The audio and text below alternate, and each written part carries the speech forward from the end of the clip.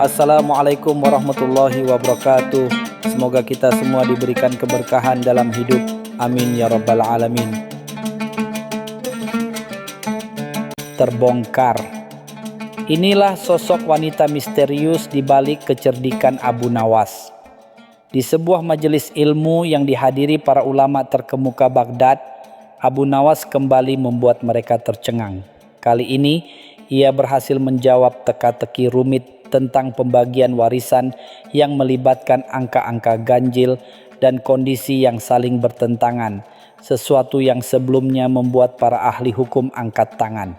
Jawaban Abu Nawas bukan hanya tepat, tetapi juga disampaikannya dengan selipan humor yang membuat suasana tegang menjadi cair. Para ulama saling berpandangan dengan dahi berkerut. Bagaimana mungkin seorang Abu Nawas yang lebih dikenal dengan kejenakaannya daripada keseriusan dalam ilmu agama bisa memecahkan masalah pelik ini secepat kilat? Bisik-bisik mulai terdengar di antara mereka, mempertanyakan sumber kecerdasan Abu Nawas yang tiba-tiba ini. Mungkinkah ada kekuatan gaib yang membantunya?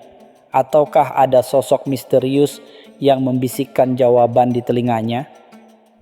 Kabar kehebatan Abu Nawas dalam memecahkan masalah-masalah sulit sampai ke telinga Raja Harun al-Rasyid. Sang raja yang selama ini menganggap Abu Nawas hanya sebagai penghibur istana mulai merasa curiga. Beberapa penasihat istana bahkan berani menyarankan agar raja berhati-hati. Jangan-jangan Abu Nawas memiliki sekutu rahasia yang bisa mengancam kekuasaan. Raja Harun al-Rasyid, meskipun terhibur dengan celotehan Abu Nawas, tidak ingin mengambil risiko. Ia memanggil Abu Nawas ke hadapannya. "Wahai Abu Nawas," titah raja dengan nada menyelidik, "kudengar kau semakin pandai saja dalam urusan yang dulunya kau hindari. Katakan padaku, dari mana datangnya ilhammu ini?" Abu Nawas hanya tersenyum misterius, membuat kecurigaan sang raja semakin menjadi-jadi. Atas perintah raja, seorang kepala pengawal yang cerdik bernama Faris ditugaskan untuk menyelidiki sumber kecerdasan Abu Nawas. Faris mulai mengamati gerak-gerik Abu Nawas secara diam-diam. Ia mengikuti Abu Nawas ke kedai kopi, ke pasar, bahkan sampai ke pinggiran kota. Namun, yang ia temukan hanyalah Abu Nawas yang sedang berinteraksi dengan berbagai macam orang, dari pedagang kaki lima hingga para sarjana yang kurang terkenal. Faris tidak melihat adanya sosok wanita misterius yang membisikkan jawaban atau memberikan petunjuk kepada Abu Nawas. Ia hanya melihat seorang pria yang pandai bergaul dan gemar mendengarkan cerita serta keluh kesah orang-orang di sekitarnya. Namun Faris merasa ada sesuatu yang terlewatkan, sebuah kepingan teka-teki yang belum ia temukan. Suatu sore, Faris melihat Abu Nawas memasuki sebuah perpustakaan tua yang terkenal dengan koleksi manuskrip kunonya yang langka. Perpustakaan itu jarang dikunjungi orang biasa karena debunya yang tebal dan suasananya yang sunyi. Faris merasa ini adalah petunjuk penting. Mungkinkah Abu Nawas mendapatkan pengetahuannya dari buku-buku kuno ini? Faris mengikuti Abu Nawas masuk ke dalam perpustakaan. Ia melihat Abu Nawas berbicara dengan seorang wanita tua yang menjadi penjaga perpustakaan. Wanita itu tampak sangat berpengetahuan dan memiliki ingatan yang luar biasa tentang isi setiap buku. Faris mengamati interaksi mereka dengan seksama, mencoba mencari tahu apakah ada pertukaran informasi rahasia di antara keduanya. Faris mencoba mendekat untuk mendengar percakapan Abu Nawas dan wanita penjaga perpustakaan. Namun setiap kali ia berusaha mendekat, salah satu rak buku yang tinggi tampak menghalanginya atau ada pengunjung lain yang tiba-tiba datang. Faris merasa frustrasi karena selalu gagal mendengar inti dari percakapan mereka. Dari kejauhan, Faris hanya bisa melihat Abu Nawas dan wanita itu sesekali tertawa kecil atau saling bertukar pandang dengan penuh arti. Hal ini semakin memperkuat kecurigaan Faris bahwa ada hubungan khusus di antara mereka, sebuah hubungan yang mungkin menjadi sumber kecerdasan Abu Nawas. Ketika Abu Nawas pergi, Faris menghampiri wanita penjaga perpustakaan. Ia mencoba bertanya tentang Abu Nawas. Namun wanita itu hanya tersenyum misterius dan mengatakan bahwa Abu Nawas adalah seorang pengunjung yang gemar membaca. Faris tidak menyerah. Ia kemudian berpura-pura mencari buku tertentu dan mulai mengamati rak-rak buku yang tadi didatangi Abu Nawas. Di antara tumpukan buku-buku usang, Faris menemukan sebuah buku catatan kecil yang terselip di balik sebuah kitab tebal. Buku itu berisi catatan-catatan singkat tentang berbagai macam masalah, mulai dari hukum, matematika, hingga filosofi, lengkap dengan solusi-solusi yang cerdik dan orisinal. Tulisan tangan dalam buku itu tampak seperti tulisan wanita penjaga perpustakaan. Faris membawa buku catatan itu kepada Raja Harun al-Rashid. Sang raja terkejut melihat isi buku tersebut. Ia segera memanggil Abu Nawas dan menunjukkan buku catatan itu kepadanya. Abu Nawas, titah raja dengan nada serius, "Jelaskan padaku, buku catatan siapa ini dan apa hubungannya dengan kecerdasanmu yang tiba-tiba?" Abu Nawas tidak mengelak. Ia mengakui bahwa buku catatan itu milik wanita penjaga perpustakaan. Dengan nada rendah hati, ia menjelaskan bahwa wanita itu adalah bibinya, seorang wanita yang sangat cerdas dan memiliki pengetahuan yang luas, namun lebih suka menghabiskan waktunya di perpustakaan daripada tampil di depan umum. Abu Nawas kemudian menceritakan kisah masa lalunya. Setelah kedua orang tuanya meninggal, ia diasuh oleh bibinya. Bibinya inilah yang menanamkan kecintaan pada ilmu pengetahuan dan seringkali membantunya memahami berbagai macam persoalan dengan cara yang sederhana dan mudah dimengerti. Namun, bibinya selalu berpesan agar Abu Nawas tidak pernah mengungkapkan identitasnya kepada siapapun. Bibi Abu Nawas memiliki alasan tersendiri untuk menyembunyikan diri. Di masa mudanya, ia pernah mengalami kekecewaan besar karena kecerdasannya sebagai seorang wanita tidak dihargai oleh masyarakat. Ia tidak ingin Abu Nawas mengalami hal yang sama dan memilih untuk membimbingnya dari balik layar. Raja Harun al-Rashid terdiam mendengar penjelasan Abu Nawas. Ia merasa kagum dengan kecerdasan bibi Abu Nawas dan pengorbanannya untuk keponakannya. Sang raja kemudian memutuskan untuk bertemu dengan wanita itu secara langsung. Ketika Raja Harun al-Rashid mengunjungi perpustakaan tua itu, ia disambut dengan hangat oleh bibi Abu Nawas. Mereka terlibat dalam percakapan yang panjang dan mendalam tentang berbagai macam ilmu pengetahuan. Sang raja sangat terkesan dengan wawasan dan kebijaksanaan wanita itu. Setelah pertemuan itu, Raja Harun al-Rashid memahami mengapa Abu Nawas selalu berhasil memecahkan masalah-masalah sulit.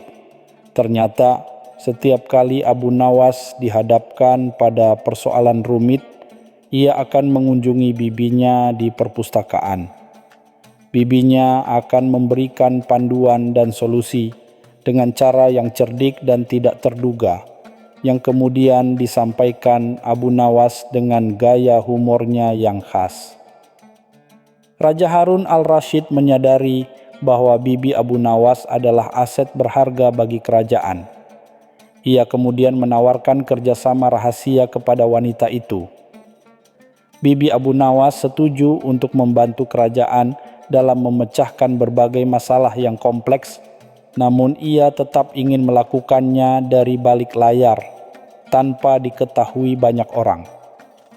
Sejak saat itu, banyak masalah pelik yang berhasil diselesaikan oleh Abu Nawas dengan solusi-solusi yang cerdas dan inovatif.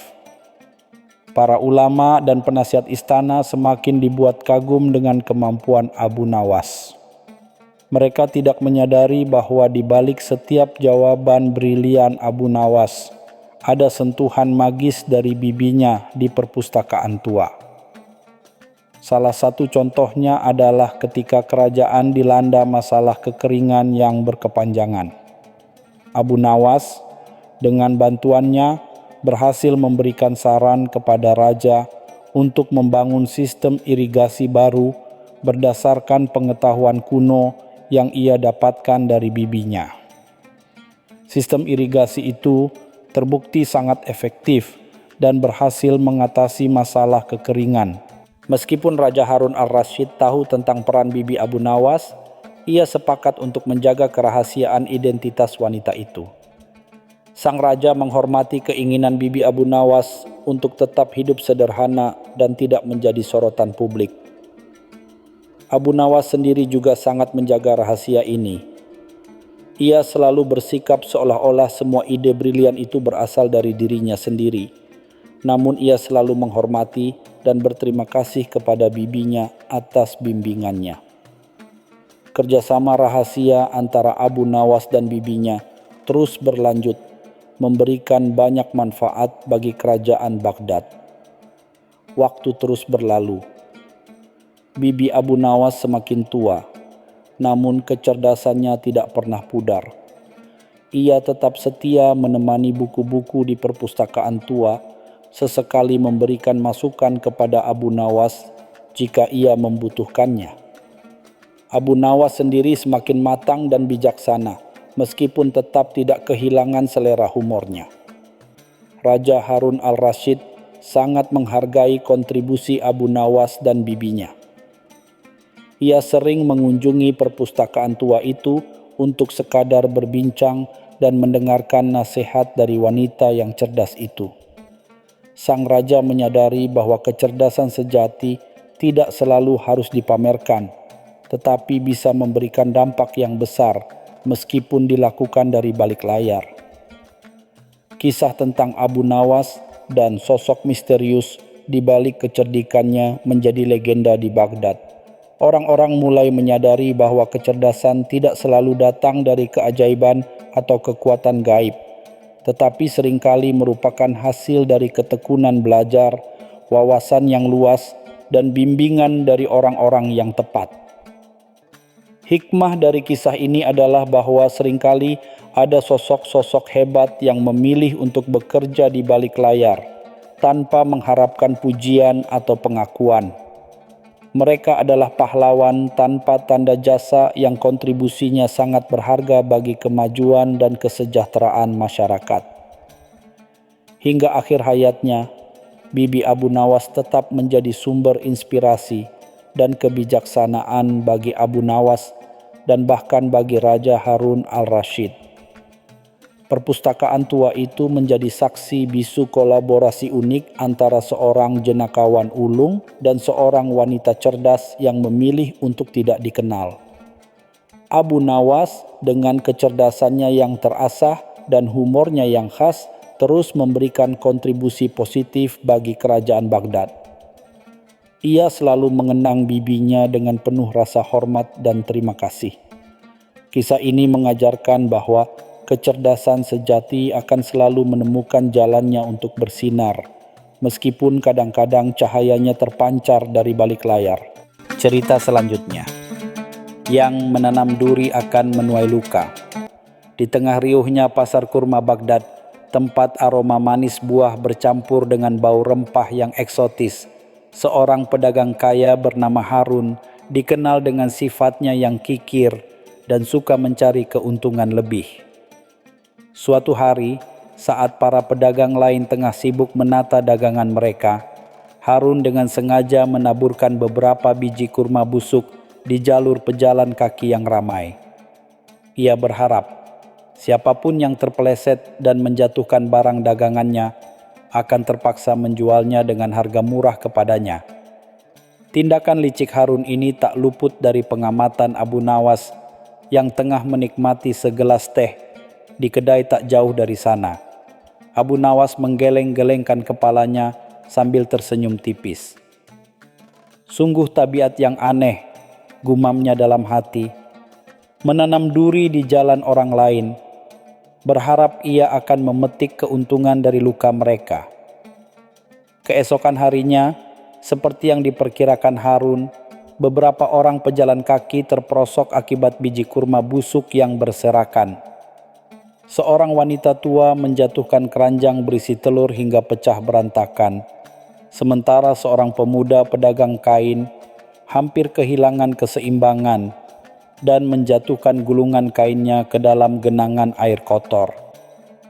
Harun segera menghampiri mereka, menawarkan harga rendah untuk barang dagangan yang rusak. Namun sebelum Harun berhasil melakukan transaksi liciknya, Abu Nawas muncul di tengah kerumunan. Dengan nada prihatin, ia membantu wanita tua mengumpulkan sisa-sisa telurnya dan membersihkan kain pemuda dari lumpur. Kemudian, dengan suara lantang agar didengar semua orang, Abu Nawas berkata, "Wahai saudaraku sekalian, sungguh malang nasib kalian hari ini. Namun, janganlah berputus asa. Kita semua tahu, barang siapa menanam duri di jalan sesamanya, cepat atau lambat, kakinya sendiri akan terluka." Mendengar perkataan Abu Nawas, para pedagang dan pejalan kaki saling berbisik. Mereka mulai menyadari bahwa kejadian ini bukanlah kecelakaan semata. Harun yang merasa tersindir berusaha membela diri dengan berbagai alasan, namun tatapan curiga dari orang-orang di sekitarnya membuatnya merasa tidak nyaman. Abu Nawas kemudian mendekati Harun dan berbisik dengan nada pelan namun menusuk. "Ingatlah Tuan Harun, setiap benih yang Anda tanam, baik atau buruk, pasti akan tumbuh dan berbuah. Jangan terkejut jika suatu hari nanti Anda sendiri yang akan merasakan sakitnya tertusuk duri yang Anda sebarkan." Harun hanya bisa terdiam, merasa perkataan Abu Nawas seperti kutukan yang menghantuinya. Beberapa minggu kemudian, Sultan Harun al-Rasyid memerintahkan pembangunan kebun anggur baru di luar kota Baghdad. Banyak pekerja dikerahkan untuk menanam bibit anggur pilihan dan membangun pagar di sekeliling kebun. Harun yang mendengar kabar ini memiliki ide licik lainnya.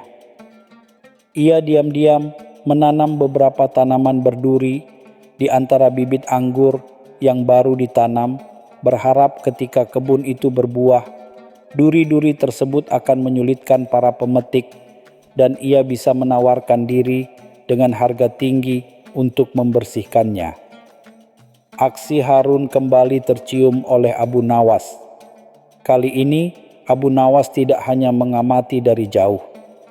Ia memutuskan untuk memberikan pelajaran yang lebih mendalam kepada Harun. Dengan menyamar sebagai seorang tukang kebun biasa, Abu Nawas ikut bekerja di kebun anggur Sultan. Ia bekerja dengan rajin dan penuh semangat, menarik perhatian kepala mandor kebun. Sambil bekerja, Abu Nawas dengan hati-hati mencabuti sebagian besar tanaman berduri yang ditanam Harun, menyisakan beberapa di tempat yang tersembunyi.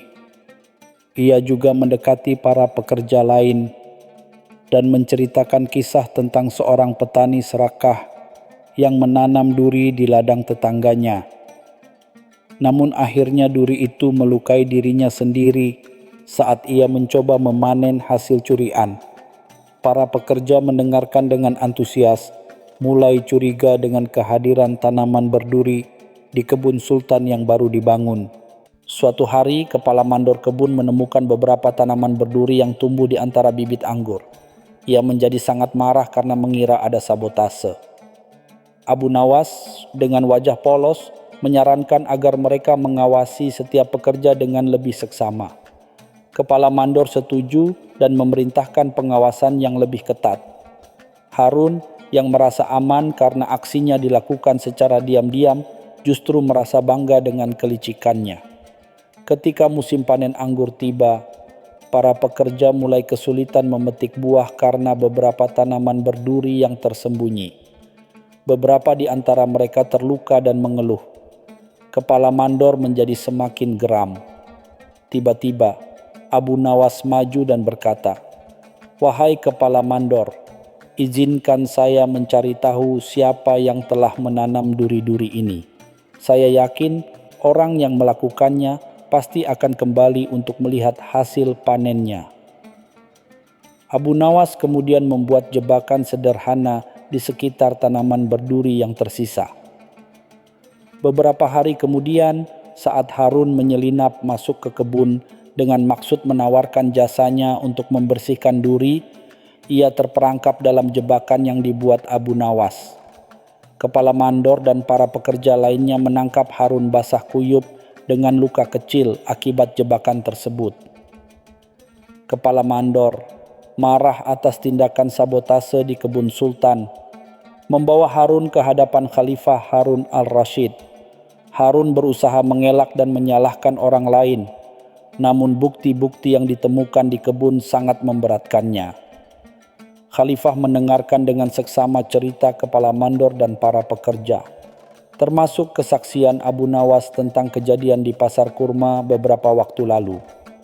Khalifah kemudian menatap Harun dengan tajam dan bertanya, "Wahai Harun, mengapa engkau melakukan perbuatan tercela ini?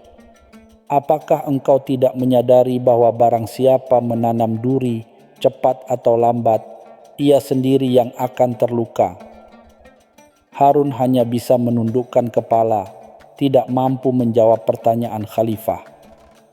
Abu Nawas kemudian angkat bicara, "Wahai paduka yang mulia, sesungguhnya perbuatan Tuan Harun ini adalah cerminan dari keserakahan dan ketidakpedulian terhadap sesama.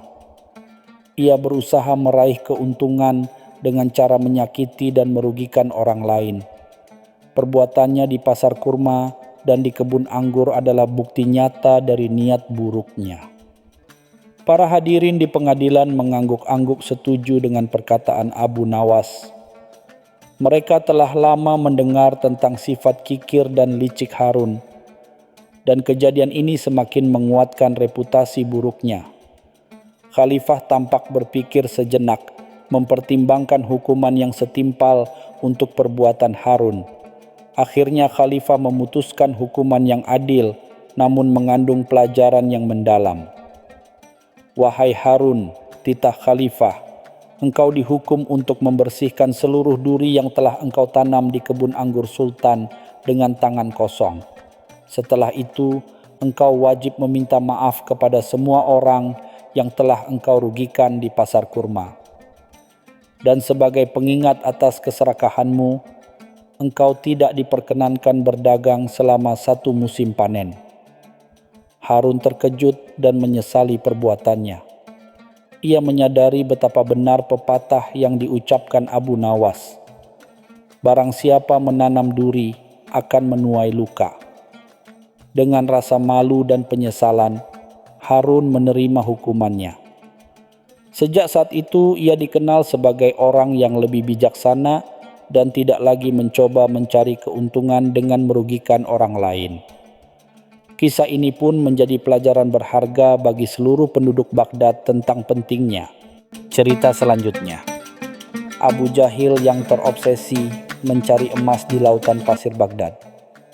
Abu Jahil, seorang saudagar kaya namun terkenal tamak dan mudah tertipu, terbangun dari tidurnya dengan mata berbinar-binar. Dalam mimpinya, angin gurun berbisik tentang lautan pasir yang menyimpan emas berkilauan tak terhingga di bawahnya. Ia yakin kekayaan yang lebih besar dari khalifah pun menantinya di sana. Dengan semangat membara, Abu Jahil bergegas ke kedai kopi langganannya. Di sana ia bertemu dengan beberapa pedagang dan mulai bercerita dengan nada penuh misteri tentang mimpinya dan keyakinannya akan emas di lautan pasir. Para pedagang saling bertukar pandang. Beberapa tersenyum sinis, namun tak ada yang berani terang-terangan mengejek kekonyolan Abu Jahil. Tak lama kemudian, seorang pengembara asing dengan pakaian lusuh namun mata yang licik menghampiri Abu Jahil. Ia mengaku mendengar tentang mimpi sang saudagar dan mengeluarkan selembar perkamen usang. Katanya, itu adalah peta kuno yang menunjukkan lokasi tepat lautan emas yang diimpikan Abu Jahil. Abu Jahil terpukau melihat peta dengan gambar-gambar aneh dan simbol-simbol yang tak ia pahami. Pengembara itu dengan nada meyakinkan menawarkan peta tersebut dengan harga yang sangat tinggi, namun ia meyakinkan Abu Jahil bahwa harga itu tak sebanding dengan kekayaan yang akan didapatkannya nanti. Abu Jahil yang dibutakan oleh keserakahan tanpa pikir panjang langsung menyetujui tawaran itu.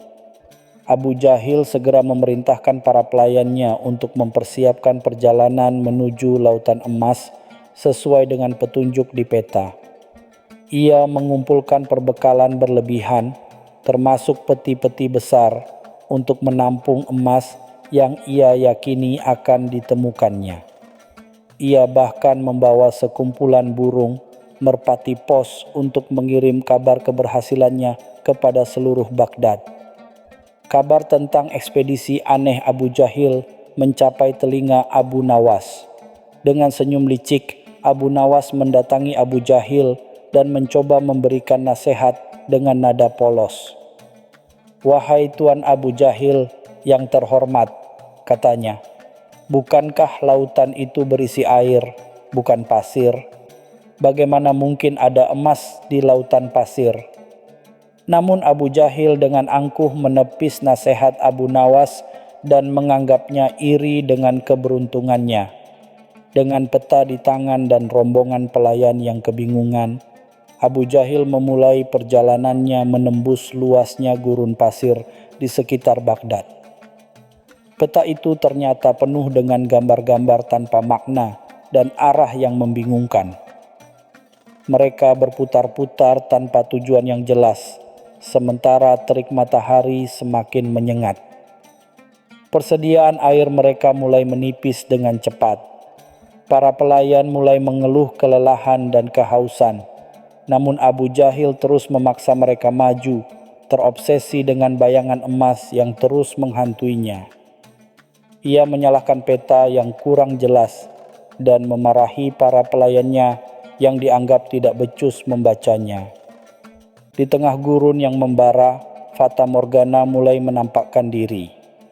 Abu Jahil melihat danau berkilauan dan pepohonan rindang di kejauhan yang semakin meyakinkannya bahwa lautan emas sudah dekat. Ia dengan penuh semangat berlari ke arah ilusi tersebut, meninggalkan para pelayannya yang semakin putus asa. Ketika Abu Jahil menyadari bahwa apa yang dilihatnya hanyalah ilusi optik, ia kembali dengan marah kepada para pelayannya. Ia menuduh mereka lambat dan tidak bersemangat. Pertengkaran sengit tak terhindarkan dengan para pelayan yang mulai mempertanyakan kewarasan majikannya. Dalam keadaan sekarat kehausan, rombongan Abu Jahil bertemu dengan sekelompok Badui yang melintas. Abu Jahil dengan nada memelas meminta air dan petunjuk arah menuju lautan emas. Kepala suku Badui, seorang pria tua yang bijaksana namun suka bercanda, menatap Abu Jahil dengan tatapan aneh. Melihat kesesatan Abu Jahil, kepala suku Badui memutuskan untuk bermain-main dengannya. Ia menceritakan kisah palsu tentang legenda lautan emas yang dijaga oleh jin pasir dan hanya bisa ditemukan oleh orang yang memiliki hati suci dan keberanian luar biasa. Abu Jahil yang sombong justru merasa tertantang dan semakin yakin bahwa dirinya lah orang yang dimaksud dalam legenda itu. Mengikuti cerita palsu dari kepala suku Badui, Abu Jahil mulai melakukan ritual-ritual aneh di tengah gurun. Ia membakar dupa mahal, melantunkan mantera-mantera tidak jelas yang ia karang sendiri, dan mempersembahkan sesajen berupa kurma basi dan pakaian bekas kepada jin pasir penjaga lautan emas. Para pelayan hanya bisa menggeleng-gelengkan kepala melihat tingkah laku majikan mereka yang semakin tidak masuk akal. Beberapa di antara mereka mulai berbisik-bisik tentang kemungkinan Abu Jahil terkena gangguan jiwa akibat panas gurun. Berbekal keyakinan yang salah, Abu Jahil memerintahkan para pelayannya untuk menggali pasir di lokasi yang ia yakini sebagai pusat lautan emas. Mereka menggali dengan penuh keputusasaan di bawah terik matahari yang membakar. Namun, yang mereka temukan hanyalah hamparan pasir tak berujung. Abu Jahil semakin frustrasi dan marah. Ia menuduh para pelayannya tidak becus menggali dan mengancam akan menghukum mereka jika tidak segera menemukan emas. Para pelayan yang sudah kelelahan dan kehausan mulai kehilangan kesabaran. Tanpa sengaja, saat menggali terlalu dalam di suatu tempat, Abu Jahil terperosok ke dalam jebakan pasir yang tersembunyi. Ia meronta-ronta panik, namun semakin ia bergerak, semakin dalam ia terhisap ke dalam pasir. Para pelayan yang melihat kejadian itu awalnya terkejut, namun kemudian beberapa di antara mereka diam-diam merasa puas melihat majikan mereka mendapatkan pelajaran. Abu Jahil berteriak-teriak meminta tolong, namun suaranya tertelan oleh luasnya gurun pasir. Ia mulai menyadari betapa bodohnya ia telah mempercayai mimpi kosong dan peta palsu. Kabar tentang petualangan konyol Abu Jahil akhirnya sampai ke telinga Abu Nawas. Awalnya Abu Nawas tertawa, terbahak-bahak mendengar cerita tentang saudagar tamak yang mencari emas di lautan pasir. Namun, ketika ia mendengar bahwa Abu Jahil dan rombongannya telah tersesat dan dalam bahaya, rasa kasihan di hatinya mulai terusik. Abu Nawas, meskipun seringkali menjahili orang lain, bukanlah orang yang tega melihat seseorang dalam kesulitan besar. Ia memutuskan untuk mencari Abu Jahil dan memberikan pelajaran yang setimpal sekaligus menyelamatkannya. Abu Nawas mengikuti jejak aneh yang ditinggalkan oleh rombongan Abu Jahil di gurun pasir. Jejak kaki yang tidak teratur, bekas-bekas perbekalan yang terbuang sia-sia, dan tanda-tanda ritual aneh menjadi petunjuk jalannya. Di tengah perjalanan, ia bertemu kembali dengan kepala suku Badui yang sebelumnya menipu Abu Jahil. Kepala suku Badui menceritakan dengan nada geli tentang kebodohan Abu Jahil yang mempercayai cerita palsunya. Abu Nawas tersenyum dan meminta bantuan kepala suku untuk menemukan lokasi Abu Jahil yang terperangkap jebakan pasir. Kepala suku Badui setuju, merasa bertanggung jawab atas kesesatan Abu Jahil. Abu Nawas memutar otak, mencari cara untuk mengeluarkan Abu Jahil dari jebakan pasir tanpa membahayakan dirinya sendiri dan para pelayan yang mungkin masih setia menunggu. Ia teringat akan pengetahuannya tentang sifat pasir yang akan mengeras jika terkena air dalam jumlah tertentu. Dengan bantuan para Badui, Abu Nawas mengumpulkan sejumlah besar air dari sumber terdekat. Ia kemudian membuat perhitungan cermat tentang jumlah air yang dibutuhkan untuk memadatkan pasir di sekitar jebakan tanpa membuat Abu Jahil semakin terperangkap. Abu Nawas dan para Badui tiba di lokasi jebakan pasir dan menemukan Abu Jahil dalam kondisi mengenaskan.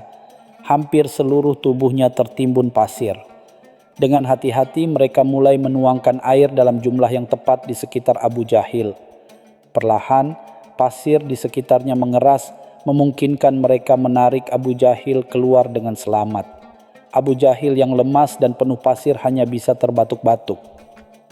Abu Nawas menghampirinya dengan senyum lembut namun penuh sindiran. "Bagaimana perjalananmu mencari lautan emas, Tuan Abu Jahil? Apakah emasnya berkilauan seperti yang engkau impikan?" Abu Jahil, meskipun malu dan kesal, tidak bisa menyangkal kebodohannya. Ia mengakui telah tertipu oleh mimpi kosong dan keserakahannya sendiri. Ia bahkan berjanji kepada Abu Nawas untuk tidak lagi mempercayai hal-hal yang tidak masuk akal dan akan lebih berhati-hati dalam bertindak. Para pelayan yang melihat majikan mereka dalam kondisi seperti itu merasa lega dan bersyukur atas bantuan Abu Nawas. Mereka mulai menyadari bahwa akal sehat jauh lebih berharga daripada kekayaan yang tidak pasti. Rombongan Abu Jahil kembali ke Baghdad dengan rasa malu dan kelelahan. Sesampainya di kedai kopi langganan, mereka disambut dengan tatapan penuh tanya dan bisikan-bisikan sinis dari para pedagang yang dulu mendengar cerita mimpi Abu Jahil. Tiba-tiba, pengembara asing yang menjual peta palsu kepada Abu Jahil muncul di kedai kopi, mencoba menawarkan peta serupa kepada pedagang lain. Abu Nawas yang melihatnya tidak tinggal diam. Dengan lantang, ia membongkar penipuan pengembara itu di depan semua orang, membuat sang penipu kabur tunggang langgang dan meninggalkan Abu Jahil dengan rasa malu yang tak tertahankan. Namun kali ini disertai tawa terbahak-bahak dari seluruh penghuni kedai.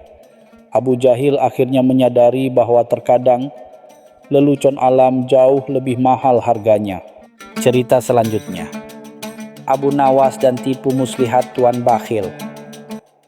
Malam itu, rembulan Baghdad memancarkan sinarnya yang lembut, menerangi jalanan yang mulai lengang.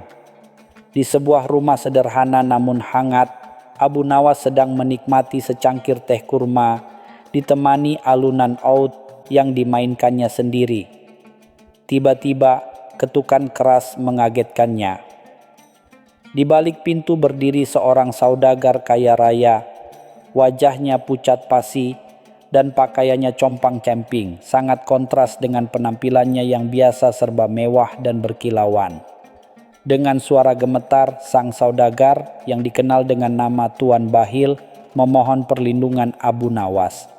Ia mengaku baru saja lolos dari kejaran sekelompok penyamun yang merampok seluruh kekayaannya dan bahkan mengancam nyawanya.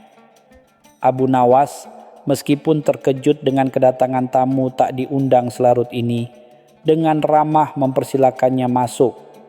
Hatinya tergerak oleh ketakutan yang terpancar dari mata Tuan Bakhil.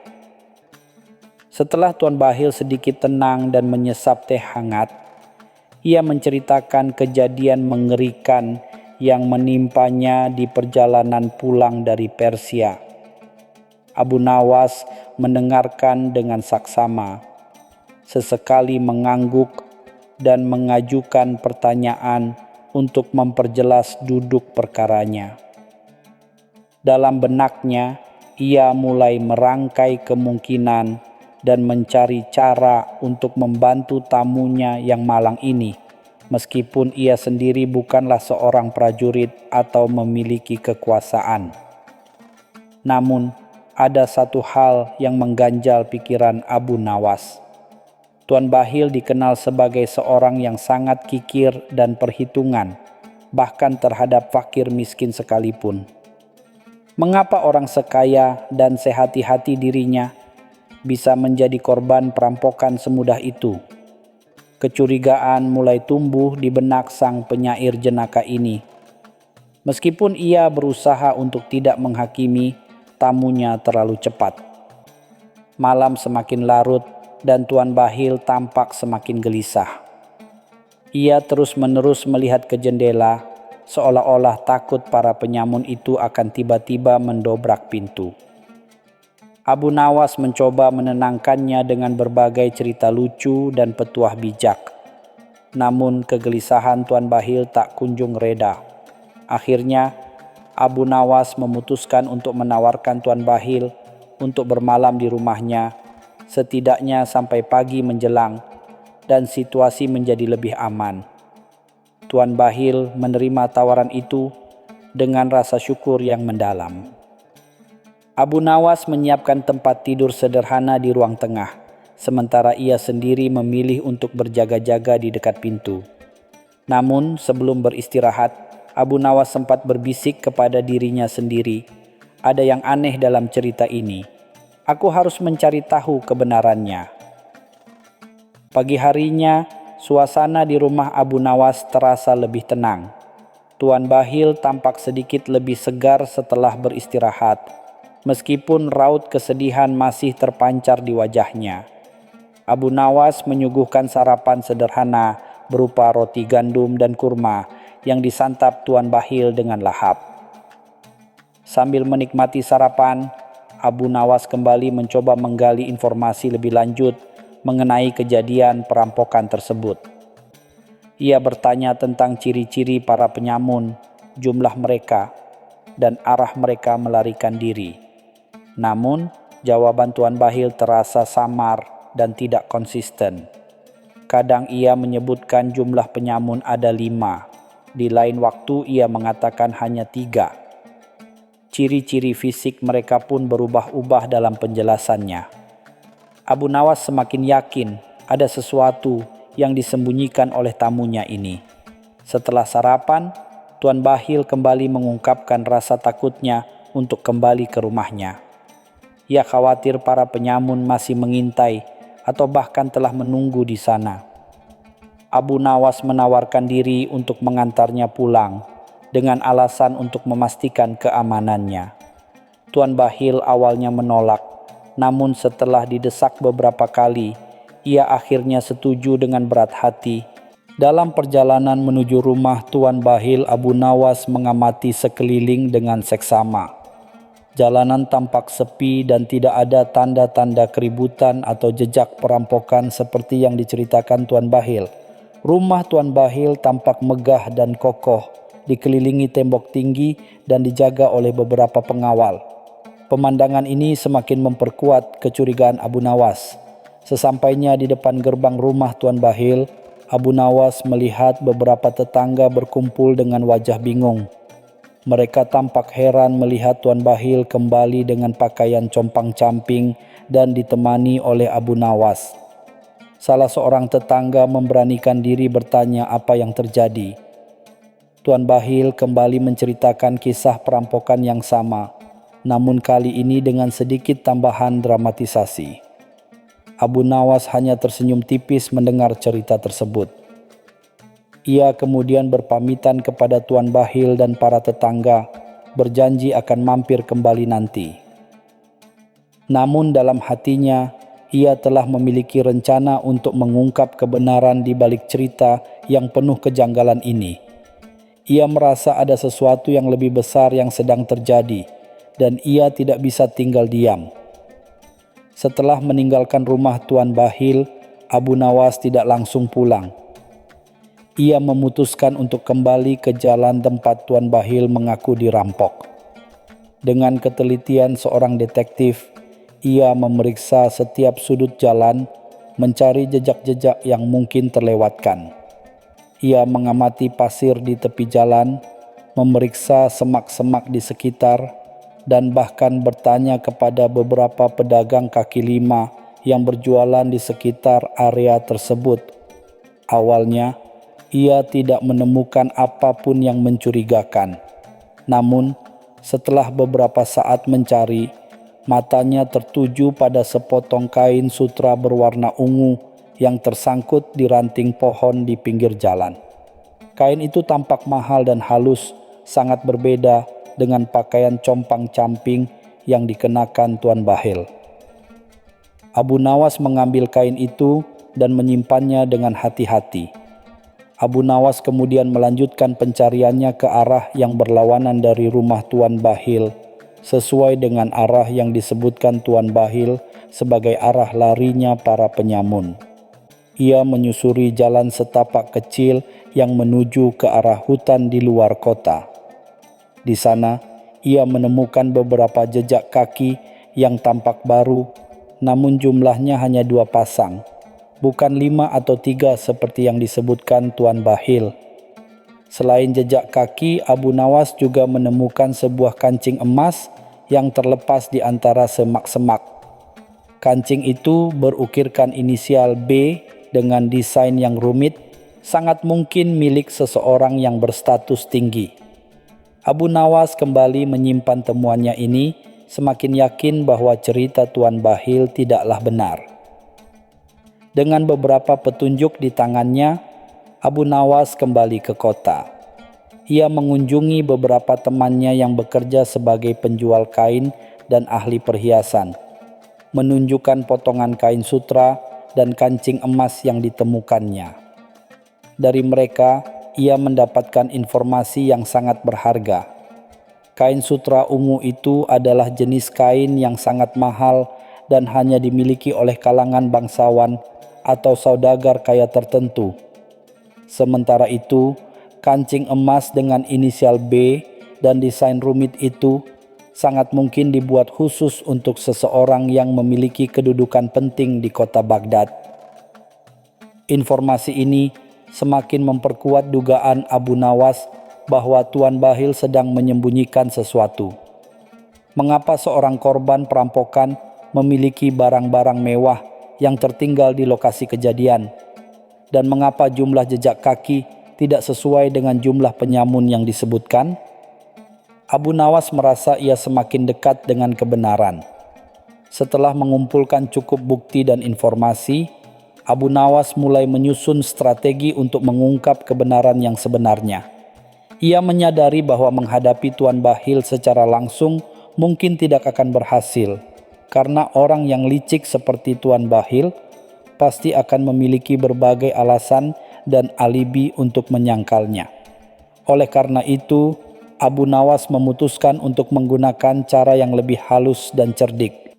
Ia mengirimkan seorang pelayannya untuk menyampaikan undangan kepada beberapa tokoh penting di kota Baghdad, termasuk para hakim, ulama, dan saudagar terkemuka untuk menghadiri sebuah malam puisi dan hikmah di rumahnya keesokan malam. Dalam undangan tersebut, Abu Nawas menjanjikan sebuah pertunjukan yang tidak biasa dan penuh kejutan. Keesokan harinya, rumah Abu Nawas tampak ramai dipenuhi oleh para undangan yang penasaran. Mereka duduk bersila di atas permadani, menantikan pertunjukan yang dijanjikan oleh sang penyair jenaka. Tuan Bahlil juga hadir di antara para undangan. Tampak sedikit cemas, namun berusaha menyembunyikannya di balik senyum palsu.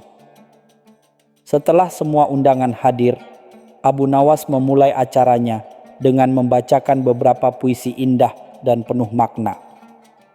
Kemudian, ia menyampaikan beberapa kisah hikmah yang membuat para hadirin terkesima. Namun, di sela-sela acara tersebut, Abu Nawas secara tidak sengaja atau pura-pura tidak sengaja menyebutkan tentang kejadian perampokan yang menimpa seorang saudagar kaya di dekat hutan beberapa hari yang lalu. Abu Nawas menceritakan kisah perampokan itu dengan gaya bahasa yang dramatis dan penuh teka-teki, tanpa menyebutkan nama Tuan Bahlil secara langsung. Ia menggambarkan bagaimana sang saudagar kehilangan seluruh kekayaannya dan bagaimana ia berhasil melarikan diri dengan selamat.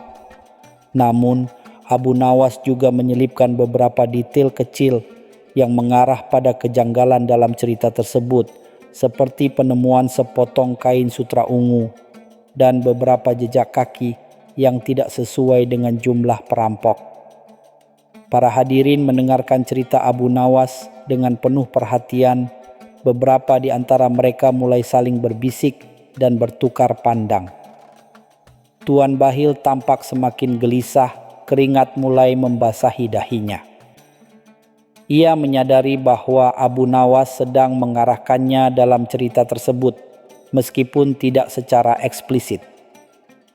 Setelah menyelesaikan ceritanya, Abu Nawas menatap Tuan Bahlil dengan tatapan yang tajam namun penuh kelembutan. Ia kemudian berkata dengan suara pelan namun menggelegar, "Wahai Tuan Bahlil, saya yakin Anda adalah orang yang paling memahami kisah ini. Mungkin Anda bisa menambahkan beberapa detail yang mungkin terlewatkan oleh saya?" Tuan Bahlil tampak terkejut dan panik. Ia berusaha mengelak dan mengatakan bahwa ia tidak tahu apa-apa tentang kisah tersebut. Namun tekanan dari tatapan Abu Nawas dan rasa ingin tahu dari para hadirin membuatnya semakin terpojok. Akhirnya, dengan suara lirih, ia mulai mengakui bahwa ada beberapa hal yang tidak sepenuhnya benar dalam ceritanya.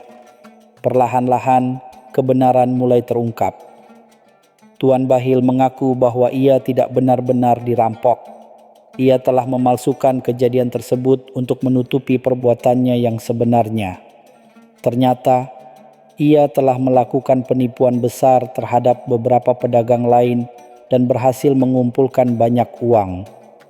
Namun ia takut ketahuan dan dihukum, sehingga ia membuat cerita perampokan palsu sebagai alibi. Kain sutra ungu yang ditemukan Abu Nawas ternyata adalah bagian dari jubah mahal yang dikenakan oleh salah satu pedagang yang ditipunya.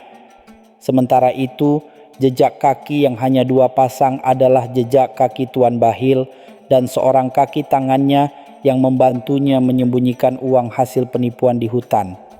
Kancing emas berinisial B itu adalah miliknya sendiri, yang secara tidak sengaja terjatuh saat ia berpura-pura melarikan diri. Pengakuan Tuan Bahlil membuat para hadirin terkejut dan marah. Mereka merasa telah dibohongi dan dipermainkan oleh seorang saudagar yang selama ini mereka hormati. Para hakim yang hadir segera mengambil tindakan dan memerintahkan agar Tuan Bahlil ditangkap dan diadili sesuai dengan hukum yang berlaku. Abu Nawas hanya tersenyum tipis melihat akhir dari drama ini. Ia tidak pernah menyangka bahwa kebohongan Tuan Bahlil akan sebesar ini. Namun ia merasa lega karena kebenaran akhirnya terungkap dan keadilan dapat ditegakkan. Malam yang penuh kejutan di rumah Abu Nawas telah membawa perubahan besar bagi seisi kota. Berita tentang kebohongan Tuan Bahlil dengan cepat menyebar ke seluruh penjuru kota Baghdad. Orang-orang merasa geram dan kecewa dengan tindakan saudagar kaya yang selama ini mereka anggap sebagai orang terhormat. Reputasi Tuan Bahlil hancur seketika dan ia harus menghadapi konsekuensi hukum atas perbuatannya. Kasus ini menjadi pelajaran berharga bagi seluruh masyarakat Baghdad. Mereka menyadari bahwa kekayaan dan kekuasaan tidak menjamin kejujuran dan integritas seseorang. Mereka juga belajar untuk lebih berhati-hati dalam mempercayai orang lain dan untuk selalu mencari kebenaran di balik setiap cerita. Para pedagang yang menjadi korban penipuan Tuan Bahlil merasa lega dan berterima kasih kepada Abu Nawas karena telah mengungkap kebenaran. Mereka mendapatkan kembali sebagian dari kerugian mereka setelah harta Tuan Bahlil disita oleh pihak berwenang. Kejadian ini juga meningkatkan kesadaran akan pentingnya keadilan dan penegakan hukum di kota Baghdad. Nama Abu Nawas semakin harum di kalangan masyarakat. Ia tidak hanya dikenal sebagai seorang penyair jenaka, tetapi juga sebagai seorang yang cerdik, berani, dan peduli terhadap keadilan. Banyak orang datang kepadanya untuk meminta nasihat dan bantuannya dalam menyelesaikan berbagai masalah. Namun, Abu Nawas tetaplah Abu Nawas. Ia tidak pernah merasa dirinya lebih tinggi atau lebih hebat dari orang lain. Ia tetap hidup sederhana dan terus menggunakan kecerdikannya untuk membantu sesama dan menyindir para penguasa yang zalim dengan cara yang halus namun menusuk. Kisah tentang satu malam di rumahnya yang mengubah seisi kota menjadi legenda yang terus diceritakan dari generasi ke generasi. Setelah kejadian itu, kehidupan di Baghdad perlahan kembali normal, namun dengan sedikit perubahan. Masyarakat menjadi lebih waspada dan kritis terhadap berita yang mereka dengar. Para hakim dan aparat penegak hukum juga menjadi lebih tegas dalam memberantas kejahatan dan penipuan. Abu Nawas sendiri terus berkarya, menghasilkan puisi-puisi indah dan cerita-cerita jenaka yang menghibur sekaligus mendidik. Ia menjadi simbol perlawanan terhadap ketidakadilan dan kebohongan, menggunakan pena dan lidahnya sebagai senjata yang lebih ampuh daripada pedang. Kisah tentang Tuan Bahil dan malam yang mengubah seisi kota itu menjadi salah satu cerita Abu Nawas yang paling terkenal. Orang-orang mengingatnya sebagai pengingat akan pentingnya kejujuran, integritas, dan keberanian untuk mengungkap kebenaran, meskipun harus menghadapi orang yang berkuasa sekalipun. Bahkan hingga kini, cerita-cerita tentang kecerdikan dan kebijaksanaan Abu Nawas terus diceritakan di berbagai penjuru dunia. Ia tetap menjadi inspirasi bagi banyak orang untuk berpikir kritis, bertindak adil, dan menggunakan akal sehat dalam menghadapi berbagai persoalan hidup.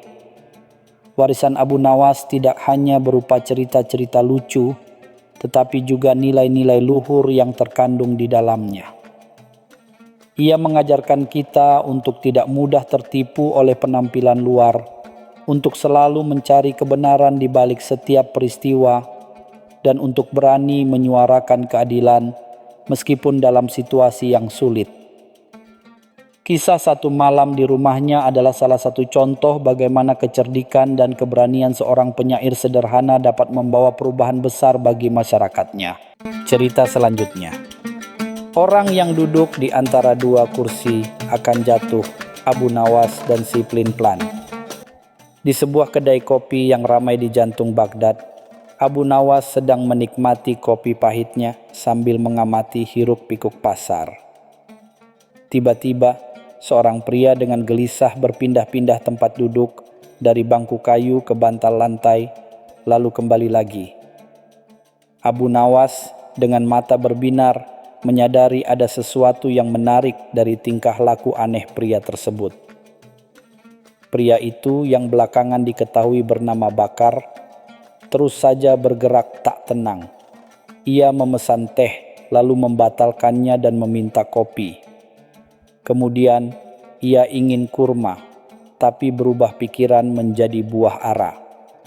Abu Nawas tersenyum tipis, menebak bahwa ia sedang menyaksikan contoh nyata dari pepatah lama. Orang yang duduk di antara dua kursi akan jatuh. Abu Nawas mendekati Bakar dengan langkah santai. "Saudaraku," sapanya ramah, "Anda tampak seperti burung yang terperangkap dalam sangkar emas. Ada gerangan apa yang membuat Anda begitu gelisah?" Bakar terkejut lalu menghela napas panjang. "Wahai Tuan yang bijak," jawabnya, "saya sedang dihadapkan pada dua pilihan sulit dan tak tahu mana yang harus saya ambil." Abu Nawas duduk di kursi kosong di dekat Bakar. "Dua pilihan, mari kita dengar. Mungkin secangkir kopi lagi bisa membantu menjernihkan pikiran Anda," ujarnya sambil memesan 2 cangkir kopi kepada pelayan. Bakar mulai menceritakan dilemanya. Sebuah tawaran pekerjaan yang menggiurkan namun penuh risiko, dan sebuah pernikahan dengan wanita cantik namun dengan keluarga yang rumit. Sambil menyeruput kopi, Abu Nawas mendengarkan dengan seksama setiap keluh kesah Bakar. Ia tidak menyela, hanya sesekali mengangguk tanda mengerti. Setelah Bakar selesai mencurahkan isi hatinya, Abu Nawas meletakkan cangkirnya. "Begini saudaraku," katanya dengan nada tenang namun penuh keyakinan. "Kehidupan ini memang seringkali menghadapkan kita pada persimpangan jalan. Namun, terlalu lama berada di tengah akan membuatmu kehilangan keduanya." Abu Nawas kemudian mengambil 2 buah kurma dari piring di meja. Ia meletakkan satu di tangan kanan Bakar dan satu lagi di tangan kirinya. "Coba genggam kedua kurma ini erat-erat," perintah Abu Nawas. Bakar menurutinya dengan bingung. "Sekarang," lanjut Abu Nawas, "bayangkan satu kurma adalah pekerjaan itu, dan yang satunya adalah pernikahan. Jika engkau terus menggenggam keduanya tanpa membuat keputusan, kau akan kehilangan kesempatan untuk menikmati manisnya salah satu di antaranya. Bakar terdiam merenungkan kata-kata Abu Nawas. Ada kebenaran yang tak terbantahkan dalam analogi sederhana itu. Ia menyadari bahwa kegelisahannya selama ini justru membuatnya semakin jauh dari solusi. Abu Nawas melihat perubahan ekspresi Bakar, tersenyum penuh arti. "Ketahuilah saudaraku," ujarnya lembut, "kebimbangan adalah musuh utama tindakan. Pikiran yang terbagi tidak akan pernah fokus." "Lalu, apa yang harus saya lakukan, Tuan?" tanya Bakar dengan nada penuh harap. Abu Nawas mengusap janggutnya perlahan. "Pertama-tama tenangkan pikiranmu. Carilah tempat yang sunyi di mana kau bisa mendengar suara hatimu sendiri tanpa gangguan dunia luar." Ia menyarankan Bakar untuk pergi ke taman di tepi sungai Tigris pada malam hari, saat suasana tenang dan bintang-bintang bertaburan. Malam itu, Bakar mengikuti nasihat Abu Nawas. Ia duduk di bawah pohon kurma yang rindang di tepi sungai yang berkilauan diterpa cahaya bulan. Suara gemericik air dan hembusan angin malam membawa kedamaian yang belum pernah ia rasakan sebelumnya. Ia mencoba memejamkan mata dan fokus pada kedua pilihan yang menghantuinya. Perlahan, dalam keheningan malam, Bakar mulai merasakan dorongan yang lebih kuat ke salah satu pilihan. Ia membayangkan dirinya menjalani pekerjaan itu, tantangan dan keberhasilannya. Lalu, ia membayangkan kehidupannya dengan wanita itu, kehangatan dan kebahagiaannya. Ia menyadari bahwa salah satu di antaranya memberikan getaran yang lebih dalam di hatinya. Keesokan harinya Bakar kembali menemui Abu Nawas di kedai kopi. Wajahnya tampak lebih cerah dan matanya memancarkan keyakinan. "Tuan Abu Nawas," katanya dengan mantap, "saya telah membuat keputusan." Abu Nawas tersenyum, sudah bisa menebaknya. "Katakanlah saudaraku, pilihan mana yang telah kau ambil?" Bakar menceritakan pengalamannya di tepi sungai dan bagaimana ia akhirnya menemukan jawaban dalam dirinya sendiri. Ia memilih pekerjaan yang penuh risiko namun sesuai dengan passionnya, dan ia berjanji akan tetap menjalin silaturahmi yang baik dengan keluarga wanita yang tidak ia pilih. Abu Nawas mengangguk puas. "Keputusan yang bijak, Bakar. Ingatlah, keberanian untuk memilih adalah langkah pertama menuju kesuksesan."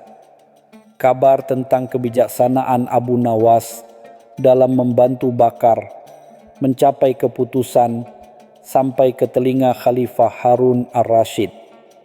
Sang khalifah yang selalu tertarik dengan orang-orang cerdas dan unik memanggil Abu Nawas ke istana. "Wahai Abu Nawas," titah khalifah dengan nada penuh keingintahuan, "aku mendengar tentang nasihatmu yang membantu seorang pemuda mengatasi kebimbangannya. Aku ingin mengujimu dengan sebuah teka-teki." Khalifah kemudian memanggil dua orang pengrajin karpet yang sangat ahli. Keduanya membawa karpet yang sama persis, indah dan mewah. Salah satu dari karpet ini dibuat oleh pengrajin yang jujur dan berbakat, sedangkan yang satunya dibuat oleh pengrajin yang curang dan menggunakan bahan yang lebih murah namun tampak serupa. "Bisakah kau menebak mana yang asli dan mana yang palsu tanpa menyentuhnya?" tantang khalifah. Abu Nawas mengamati kedua karpet itu dengan seksama. Ia berjalan mengelilinginya, melihat dari berbagai sudut pandang. Para hadirin di istana terdiam, penasaran dengan cara Abu Nawas akan memecahkan teka-teki sulit ini. Kedua pengrajin karpet pun tampak tegang menunggu penilaian. Setelah beberapa saat, Abu Nawas tersenyum misterius. Ia meminta khalifah untuk memanggil beberapa ekor lalat. Semua orang di istana terkejut dan bertanya-tanya apa hubungannya lalat dengan kualitas karpet. Khalifah, meskipun bingung, tetap memenuhi permintaan Abu Nawas. Tak lama kemudian, beberapa ekor lalat berterbangan di sekitar kedua karpet. Abu Nawas terus mengamati dengan cermat. Ajaibnya, lalat-lalat itu lebih banyak hinggap di salah satu karpet dibandingkan yang lain. Abu Nawas menunjuk karpet yang lebih sedikit dihinggapi lalat. "Wahai Khalifah yang mulia," katanya dengan yakin, "karpet inilah yang asli." Khalifah dan para hadirin terkejut. Mereka bertanya-tanya bagaimana Abu Nawas bisa menyimpulkan hal itu hanya dengan melihat lalat. Abu Nawas menjelaskan, lalat lebih tertarik pada bahan-bahan alami dan berkualitas tinggi yang digunakan pada karpet asli. Karpet palsu kemungkinan menggunakan bahan-bahan sintetis yang kurang menarik bagi lalat. Khalifah terkesan dengan kecerdikan Abu Nawas dan memberikan hadiah yang pantas kepadanya. Beberapa waktu kemudian, Abu Nawas kembali bertemu dengan Bakar di pasar. Bakar tampak lebih bahagia dan sukses dengan pekerjaannya. Namun, ia masih memiliki satu kebiasaan lama yang belum hilang. Sifat pelin-pelinnya dalam hal-hal kecil. Saat berbelanja, ia bisa berlama-lama di depan satu jenis buah, mencicipi beberapa, lalu beralih ke buah lain tanpa membeli satupun. Abu Nawas memperhatikan tingkah laku Bakar dengan geli. Ia melihat Bakar berdiri di depan penjual kain, memegang dua jenis kain yang berbeda, menimbang-nimbang mana yang lebih baik, lalu meletakkannya kembali dan pergi tanpa membeli. Abu Nawas menghampiri Bakar. "Saudaraku," sapanya, "kau tampak seperti lebah yang berpindah dari satu bunga ke bunga lain tanpa mengumpulkan madu." Bakar tertawa menyadari sindiran halus Abu Nawas. "Saya memang masih sulit membuat keputusan untuk hal-hal kecil, Tuan," akunya. "Terlalu banyak pilihan membuat saya bingung." Abu Nawas mengangguk mengerti. Itulah masalahnya, Bakar. Terkadang terlalu banyak pilihan justru melumpuhkan kemampuan kita untuk bertindak. Kita menjadi takut salah memilih sehingga tidak memilih sama sekali. Abu Nawas kemudian mengajak Bakar ke penjual makanan yang menjual berbagai macam manisan. Bakar kembali menunjukkan keraguan-raguannya, melihat semua jenis manisan dengan mata berbinar, namun tak kunjung memilih. Abu Nawas mengambil dua jenis manisan yang berbeda dan memberikannya kepada Bakar. "Coba makan kedua manisan ini," kata Abu Nawas. Bakar menurutinya. "Sekarang katakan padaku, mana yang lebih kau sukai?" tanya Abu Nawas. Bakar menjawab dengan jujur salah satu manisan lebih sesuai dengan seleranya. "Lihatlah," ujar Abu Nawas, "bahkan untuk hal sesederhana memilih manisan, kau bisa membuat keputusan setelah mencobanya. Jangan biarkan ketakutan akan pilihan yang salah menghalangimu untuk menikmati apapun." Abu Nawas menambahkan, "Ingatlah pepatah lama, jika engkau mengejar dua kelinci sekaligus, kau tidak akan menangkap satu pun. Fokuslah pada satu pilihan pada satu waktu dan nikmatilah prosesnya." Bakar mulai memahami maksud Abu Nawas. Ia menyadari bahwa keraguan-raguan kecil pun bisa menghambat kebahagiaan dan efisiensi dalam hidup. Cerita selanjutnya. Yang membanggakan kebodohan sedang menggelar pesta untuk malu. Di sebuah kedai kopi yang ramai di sudut pasar Baghdad, tempat para pedagang bertukar kabar dan para sarjana berdebat kusir, duduklah Abu Nawas sambil menyeruput kopi pahitnya. Matanya mengamati sekelompok orang kaya yang dengan lantangnya membanggakan kekayaan dan keturunan mereka. Abu Nawas tersenyum tipis, sebuah ide nakal mulai menari-nari di benaknya. "Sungguh menarik," gumamnya pada diri sendiri. "Betapa seringnya orang membanggakan hal-hal yang sebenarnya tidak patut dibanggakan." Tiba-tiba, seorang pria gemuk dengan pakaian serba mewah berteriak, Keluargaku telah menjadi saudagar kaya selama 7 generasi. Apa yang bisa engkau banggakan, wahai orang kurus?" Abu Nawas dengan tenang menjawab, Aku sedang merencanakan sebuah pesta yang belum pernah ada sebelumnya." Pria itu tertawa terbahak-bahak.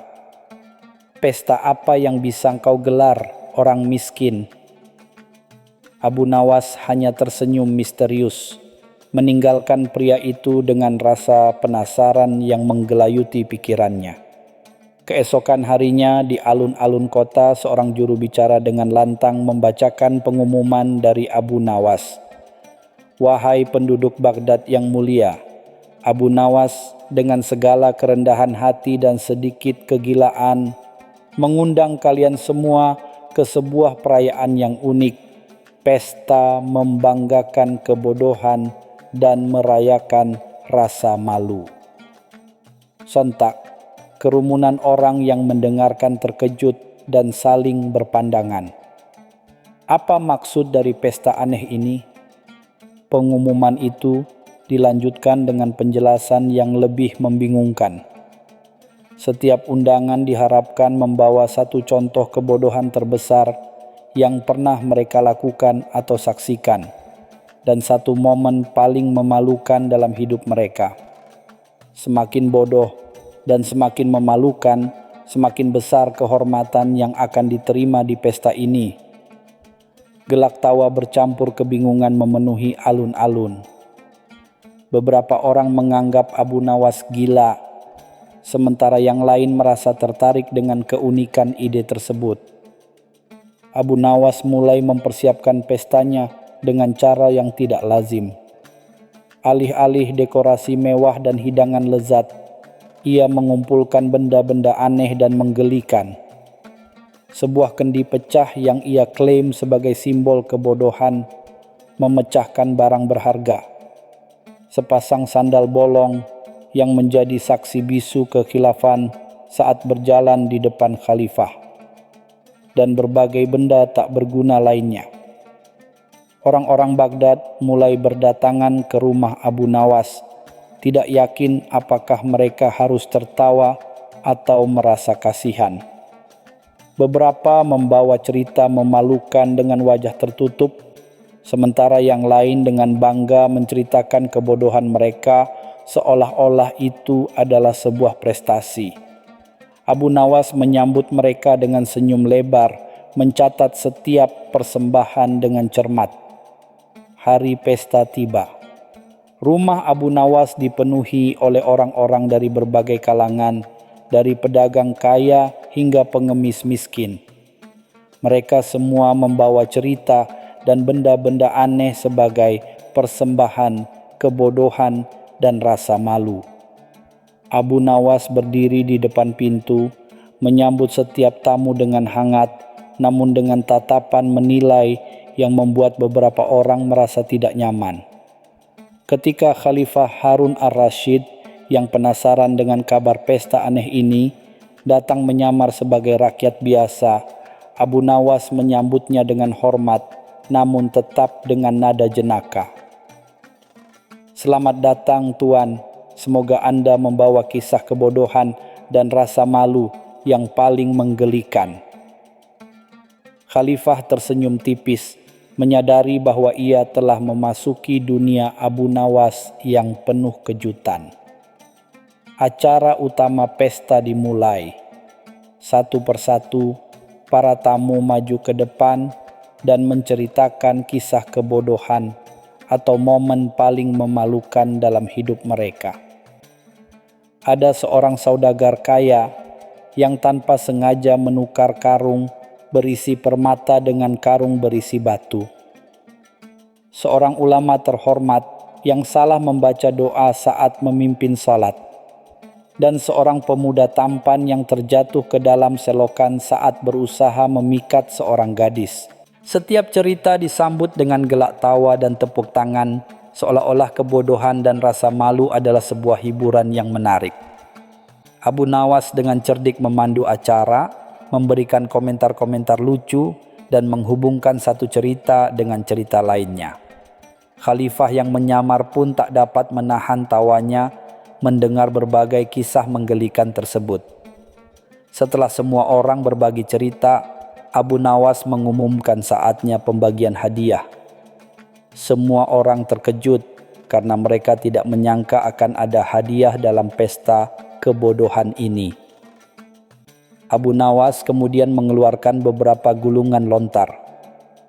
Hadiah pertama, katanya, adalah gulungan berisi catatan paling rinci tentang kebodohan dan rasa malu yang telah kita dengar malam ini. Orang-orang saling berpandangan dengan bingung. Siapa yang mau hadiah seperti itu? Abu Nawas melanjutkan, pemenangnya adalah kita semua. Karena malam ini kita telah belajar bahwa setiap manusia pernah melakukan kesalahan dan merasa malu. Tidak ada gunanya menyombongkan diri atau merasa lebih baik dari orang lain hanya karena kita merasa lebih pintar atau lebih beruntung. Keesokan harinya, Baghdad dihebohkan dengan cerita tentang pesta aneh Abu Nawas. Beberapa orang masih tertawa, sementara yang lain mulai merenungkan makna di balik acara tersebut. Khalifah Harun ar-Rasyid yang telah mengungkapkan identitasnya setelah pesta berakhir memanggil Abu Nawas ke istana. Abu Nawas, kata Khalifah sambil tersenyum, pestamu sungguh tidak lazim. Apa sebenarnya yang ingin kau sampaikan? Abu Nawas menjawab dengan rendah hati, wahai paduka yang mulia, saya hanya ingin mengingatkan kita semua bahwa kesombongan akan kekayaan, keturunan, atau bahkan kepintaran adalah hal yang sia-sia. Setiap kita memiliki sisi bodoh dan pernah merasa malu. Mengakui kelemahan justru membuat kita lebih manusiawi dan lebih dekat satu sama lain. Kata-kata Abu Nawas ternyata memiliki dampak yang lebih besar dari yang ia duga. Orang-orang di Baghdad mulai lebih terbuka tentang kesalahan dan kegagalan mereka. Mereka tidak lagi malu untuk mengakui kebodohan dan justru menemukan kelegaan dalam kejujuran tersebut. Sikap saling menghormati dan pengertian pun meningkat di antara masyarakat. Para pedagang kaya yang sebelumnya gemar pamer mulai lebih berhati-hati dengan ucapan mereka. Para sarjana yang sering berdebat kusir pun belajar untuk lebih rendah hati. Bahkan di beberapa pertemuan, orang-orang mulai berbagi cerita lucu tentang kebodohan mereka sebagai cara untuk mencairkan suasana dan membangun keakraban. Beberapa waktu kemudian, pesta membanggakan kebodohan dan merayakan rasa malu menjadi legenda di Baghdad. Orang-orang mengingatnya bukan hanya sebagai pesta yang aneh dan lucu, tetapi juga sebagai pengingat yang berharga tentang pentingnya kerendahan hati dan penerimaan diri. Abu Nawas dengan caranya yang unik dan jenaka telah berhasil menyampaikan pesan moral yang mendalam kepada seluruh masyarakat. Dan begitulah kisah Abu Nawas kali ini, sebuah cerita yang mungkin belum pernah terdengar sebelumnya, namun tetap mengandung kebijaksanaan dan humor khasnya, berlatar belakang gemerlap Baghdad di masa lalu. Semoga cerita ini menghibur dan memberikan sedikit pencerahan bagi kita semua. Cerita selanjutnya. Abu Nawas membeli waktu di toko pagi. Mentari pagi menyapa kota Baghdad dengan sinarnya yang keemasan. Abu Nawas dengan langkah riang seperti biasa berjalan menyusuri lorong-lorong pasar Baghdad yang mulai ramai. Namun pagi ini ada yang berbeda. Di antara hiruk-pikuk pedagang dan pembeli, matanya menangkap sebuah toko kecil yang belum pernah ia lihat sebelumnya. Papan kayunya bertuliskan, "Toko pagi menjual waktu dan kesempatan." Alis Abu Nawas terangkat sebelah. "Menjual waktu?" gumamnya dengan nada heran bercampur penasaran. Ia mendekat mengamati etalase toko yang dipenuhi dengan berbagai macam botol kaca berisi cairan berwarna-warni, jam pasir dengan ukuran tak lazim, dan gulungan perkamen bertuliskan angka-angka aneh. Seorang lelaki tua berjubah lusuh dengan senyum misterius menyambut kedatangannya. "Selamat pagi, Tuan," sapa lelaki tua itu dengan suara serak namun ramah. "Selamat datang di toko pagi. Ada yang bisa saya bantu?" Abu Nawas membalas sapaan itu dengan sopan. "Pagi, Tuan. Terus terang, saya sedikit bingung. Anda menjual waktu?" Tanyanya dengan nada tak percaya.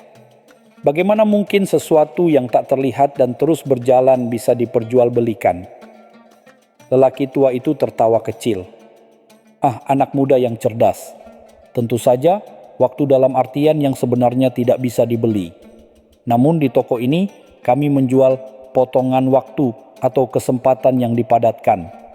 Misalnya, botol ini berisi 1 jam produktivitas tinggi yang akan memberikan Anda fokus dan ide cemerlang selama 1 jam penuh." Ia menunjuk sebuah botol berwarna biru berkilauan. Abu Nawas semakin tertarik. "Lalu gulungan perkamen itu?" tanyanya sambil menunjuk ke sebuah gulungan bertuliskan angka 30 hari keberuntungan. "Apakah itu benar-benar bisa memberikan keberuntungan selama sebulan?"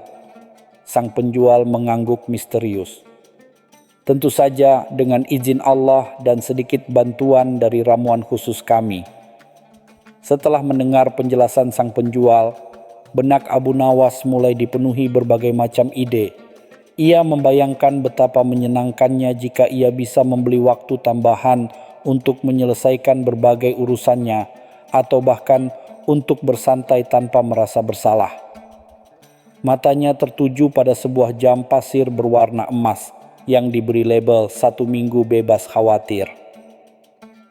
"Berapa harga jam pasir ini, Tuan?" tanya Abu Nawas dengan nada sedikit terburu-buru. Sang penjual mengusap janggutnya perlahan. "Harga untuk seminggu bebas dari segala macam pikiran buruk dan kecemasan adalah 5 keping perak." 5 keping perak bukanlah jumlah yang sedikit bagi Abu Nawas, meskipun ia dikenal cerdik dalam mencari rezeki. Ia mulai menimbang-nimbang. Apakah benar-benar sepadan mengeluarkan uang sebanyak itu hanya untuk menghilangkan rasa khawatir selama seminggu? Namun, bayangan tentang tidur nyenyak tanpa gangguan pikiran buruk sungguh menggoda. Di sisi lain, ia juga melihat botol-botol berisi inspirasi seni dan kecerdasan berdebat yang harganya lebih terjangkau. Abu Nawas berpikir mungkin membeli sedikit potongan waktu yang bisa meningkatkan kemampuannya akan lebih bermanfaat dalam jangka panjang. Setelah beberapa saat berpikir keras, Abu Nawas akhirnya membuat keputusan yang cukup mengejutkan. Ia tidak memilih jam pasir emas maupun botol-botol inspirasi. Sebaliknya, ia menunjuk sebuah botol kecil berisi cairan bening yang diberi label sederhana, 5 menit keberanian ekstra. "Saya ingin membeli ini," kata Abu Nawas mantap. Sang penjual sedikit terkejut, namun segera tersenyum. "Pilihan yang menarik, Tuan. Hanya 2 keping perak. Apa yang akan Anda lakukan dengan 5 menit keberanian ini?" Abu Nawas hanya tersenyum misterius, tanpa menjawab pertanyaan sang penjual. Abu Nawas segera membayar 2 keping peraknya dan menyimpan botol kecil berisi 5 menit keberanian ekstra dengan hati-hati di balik jubahnya.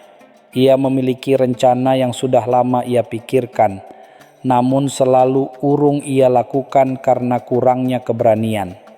Sekarang, dengan bantuan dari toko pagi, ia merasa lebih percaya diri. Tujuannya adalah istana Baginda. Seperti biasa, penjaga istana menyambut kedatangannya dengan sedikit curiga.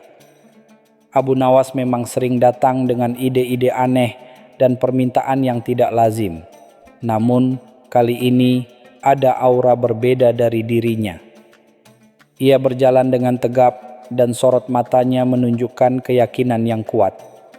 Saat dihadapkan kepada Baginda Harun al-Rasyid yang sedang duduk di singgasananya, Abu Nawas tidak menunjukkan rasa takut atau canggung seperti biasanya.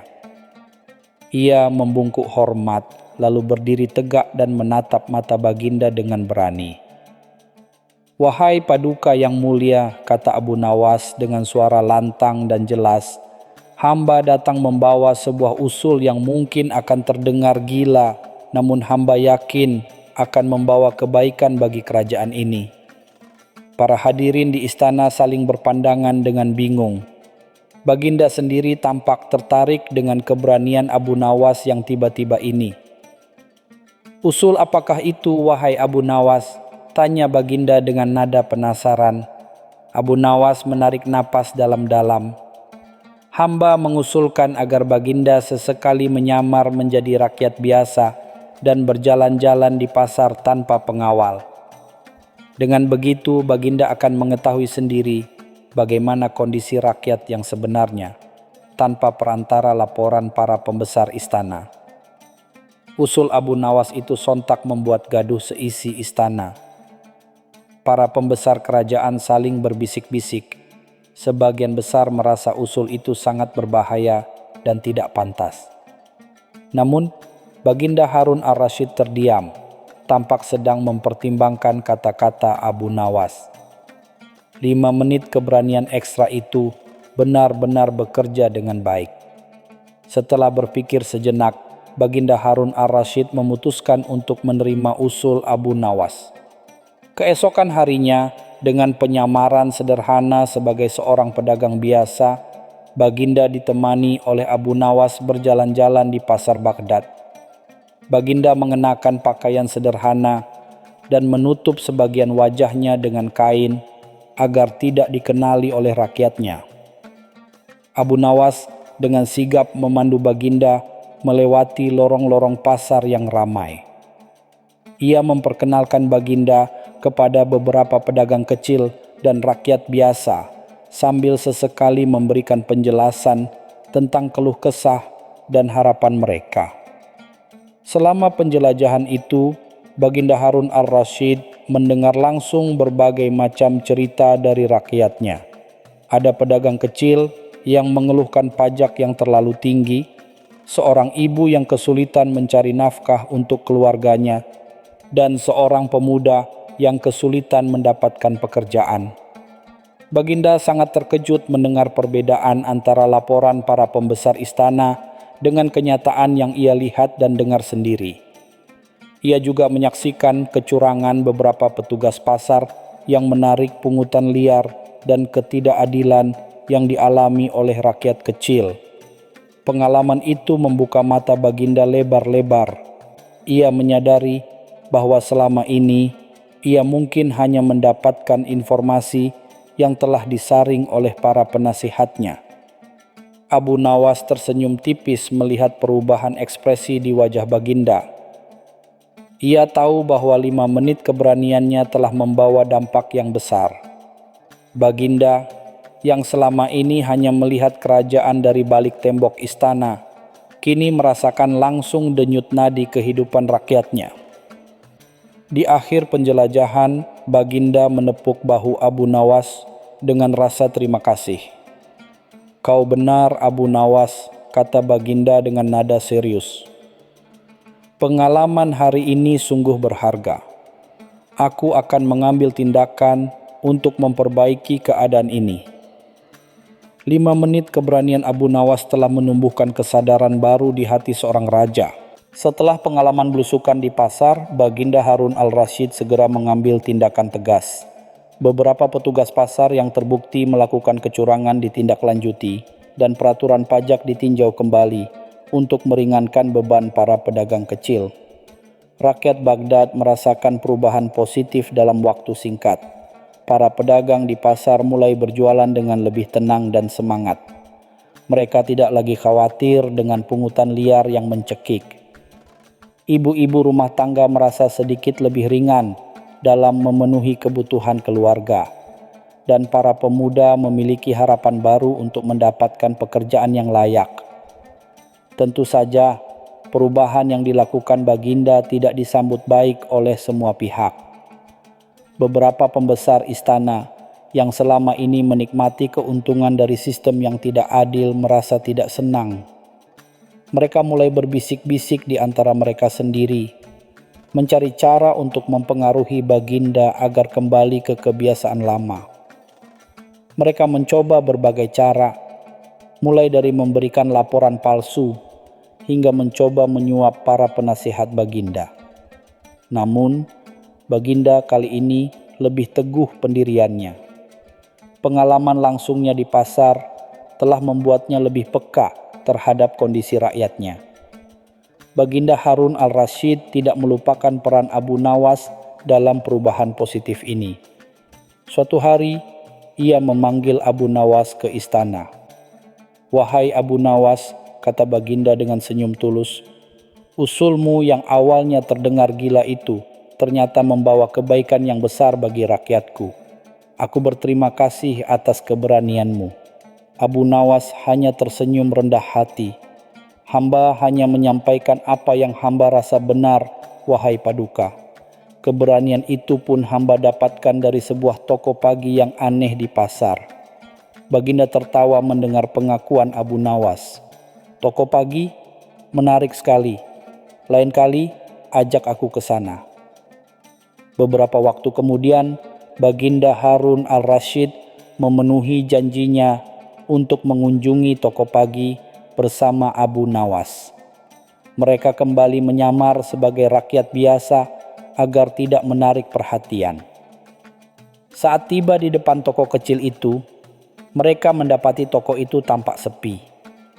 Lelaki tua penjual waktu menyambut mereka dengan senyum misterius yang sama. Baginda mengamati sekeliling toko dengan rasa ingin tahu. Ia melihat botol-botol berisi kesempatan dan jam pasir bebas khawatir yang dulu dilihat Abu Nawas. Baginda bertanya kepada lelaki tua itu tentang bagaimana sebenarnya waktu dan kesempatan itu bekerja. Lelaki tua itu menjawab dengan bijak, "Wahai Baginda, sesungguhnya yang kami jual bukanlah waktu itu sendiri, karena waktu adalah milik Allah. Kami menjual pemicu atau motivasi yang dapat membantu seseorang memanfaatkan waktunya dengan lebih baik." Ia melanjutkan, "Botol 1 jam produktivitas tinggi misalnya, berisi ramuan herbal yang dapat meningkatkan fokus dan konsentrasi. Jam pasir 1 minggu bebas khawatir, berisi aroma terapi yang menenangkan pikiran.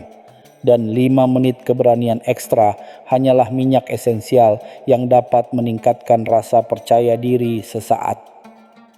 Baginda Harun al-Rasyid tertegun mendengar penjelasan itu. Ia menyadari bahwa toko itu tidak benar-benar menjual waktu, melainkan menjual keyakinan dan motivasi dalam bentuk yang unik. Abu Nawas tersenyum. Ia sudah menduga bahwa ada sesuatu yang lebih dari sekadar sihir di balik toko itu. "Jadi, keberanian yang hamba rasakan saat menghadap Baginda tempo hari hanyalah efek dari minyak esensial?" tanya Abu Nawas sambil tertawa kecil. Lelaki tua itu mengangguk. "Tepat sekali anak muda. Namun, keberanian sejati tetaplah berasal dari dalam dirimu. Kami hanya membantu membukanya." Baginda mengangguk-angguk, memahami hikmah tersembunyi di balik toko pagi yang aneh itu. Setelah kunjungan ke toko pagi, Baginda Harun al-Rasyid semakin bijaksana dalam memerintah kerajaannya. Ia belajar bahwa terkadang yang dibutuhkan rakyat bukanlah keajaiban, melainkan sedikit dorongan dan kesempatan untuk menjadi lebih baik. Ia terus berusaha mendengarkan suara rakyatnya dan mengambil tindakan yang adil. Abu Nawas pun semakin dikenal bukan hanya karena kecerdikannya, tetapi juga karena keberaniannya menyampaikan kebenaran, bahkan jika itu terdengar tidak lazim. Ia menyadari bahwa terkadang hal-hal sederhana seperti sebotol minyak esensial bisa menjadi awal dari perubahan besar. Toko pagi terus berdiri di sudut pasar Baghdad, tetap menjual waktu dan kesempatan dalam bentuk yang unik. Banyak orang datang ke sana mencari motivasi dan keyakinan untuk menghadapi hidup. Lelaki tua penjual waktu tetap menyambut setiap pelanggan dengan senyum misteriusnya, memberikan harapan dan semangat baru. Meskipun banyak yang tahu bahwa waktu yang dijual hanyalah metafora untuk pemicu semangat, keberadaan toko itu tetap memberikan dampak positif bagi masyarakat Baghdad.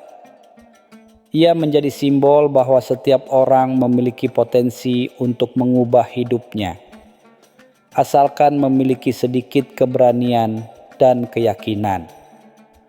Kisah tentang Abu Nawas membeli waktu di toko pagi menjadi cerita rakyat yang terus diceritakan dari generasi ke generasi di Baghdad. Ia menjadi pengingat bahwa keberanian untuk bertindak dan keyakinan pada diri sendiri adalah waktu dan kesempatan yang paling berharga. Dan toko pagi, ia tetap menjadi misteri yang menarik, sebuah tempat di mana orang bisa membeli harapan dan motivasi. Meskipun yang sebenarnya mereka dapatkan adalah keyakinan pada potensi diri mereka sendiri. Kisah ini membuktikan bahwa terkadang keajaiban yang kita butuhkan sudah ada di dalam diri kita. Hanya perlu sedikit pemicu untuk membangkitkannya.